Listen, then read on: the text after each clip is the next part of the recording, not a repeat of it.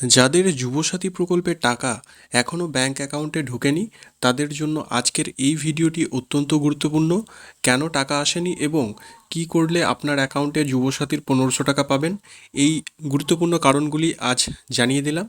এর কোনো একটা কারণ যদি আপনার হয়ে থাকে সেই সমস্যাটা সমাধান করলেই আপনার অ্যাকাউন্টে এই যুবসাথীর 1500 টাকা ঢুকে যাবে। তাই ভিডিওটি শেষ পর্যন্ত অবশ্যই দেখুন। আপনাদের সবাইকে স্বাগত জানাই আমাদের চ্যানেলে। যুবসাথী প্রকল্প নিয়ে অনেকেই প্রশ্ন করছেন, আমার টাকা কেন আসছে না, কি করলে টাকা পাবো। এই সমস্ত প্রশ্নের উত্তর আজকের ভিডিওতে পরিষ্কারভাবে তুলে ধরা হবে। ভিডিওটি শুরু করার আগে অনুরোধ করব যে চ্যানেলটি সাবস্ক্রাইব করে পাশে থাকা বেল আইকনটি প্রেস করে রাখুন, যাতে ভবিষ্যতে এই ধরনের গুরুত্বপূর্ণ আপডেট সবার আগে পেতে পারেন। যাদের যুবসাথীর টাকা এখনও পর্যন্ত আসেনি, একাধিক কারণ রয়েছে। প্রথম কারণ হচ্ছে ব্যাংকে কেওয়াইসি আপডেট না থাকা।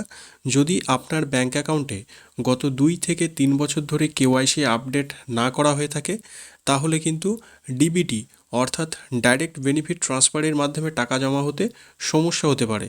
সমাধান কিভাবে করবেন? আপনার নিকটবর্তী ব্যাংকে গিয়ে ব্যাংকে কেওয়াইসি আপডেট করান, তাহলেই এই সমস্যা ঠিক হয়ে যাবে। এবং একই মোবাইল নাম্বার একাধিক প্রকল্পে ব্যবহার।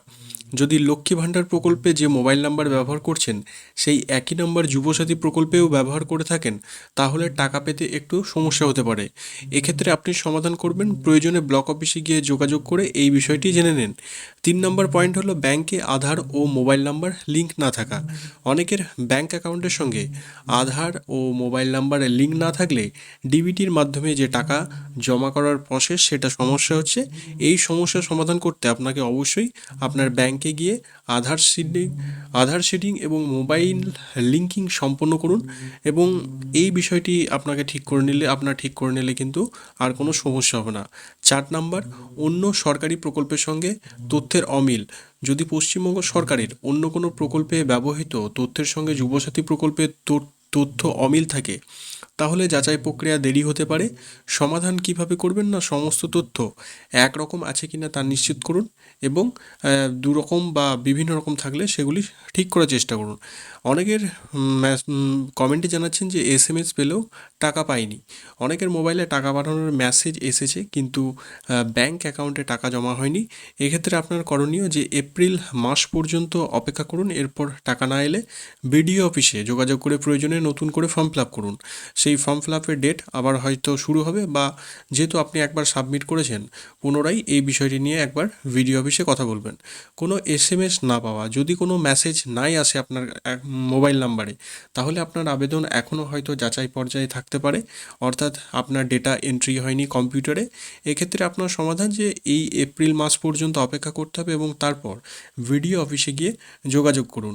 এবং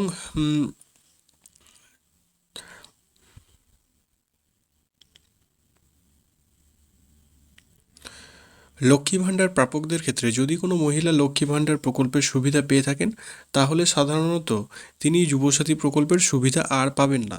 এক্ষেত্রে সমাধান যে যোগ্যতার শর্তাবলী ব্লক অফিসে গিয়ে নিশ্চিত করুন।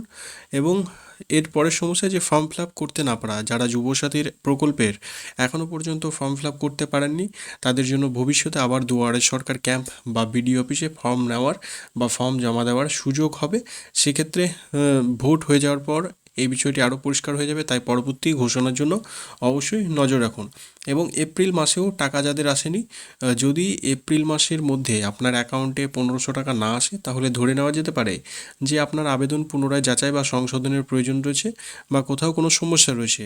এক্ষেত্রে আপনার সমাধান করতে হবে যে নতুন করে ফর্ম ফিল আপ করতে হবে বা এই বিষয়ে বিডিও অফিসে অবশ্যই যোগাযোগ করতে হবে।